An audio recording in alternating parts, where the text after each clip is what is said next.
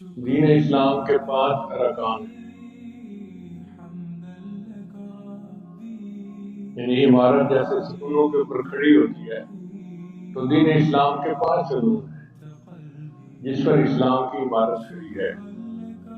ان میں سے سب سے پہلا ستون ہے کلمہ پڑھنا، توحید خداوندی اور رسالت محمدی کا دل سے اقرار کرنا۔ دوسرا ہے دن رات میں 5 نمازیں مقرر اوقات پر پڑھنا۔ تیسرا ہے صاحب نصاب کے لیے سال میں 1 مرتبہ زکوٰۃ ادا کرنا، یعنی مال کا 40واں حصہ، اور سال میں 1 مرتبہ رمضان المبارک کے روزے رکھنا۔ اور 5واں ہے جس کو طاقت ہو اس کے لیے بیت اللہ شریف کا حج کرنا۔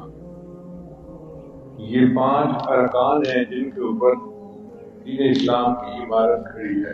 گویا نبی علیہ السلام نے اسلام کو ایک خیمے کی مثال دی ہے۔ جو خیمہ ہوتا ہے نا، اس کے ایک درمیان میں ستون ہوتا ہے، اس کو کتب کہتے ہیں، اور بعد پھر کھینچ کے رسیاں باندھی جاتی ہیں، ان کو اوتاد کہتے ہیں۔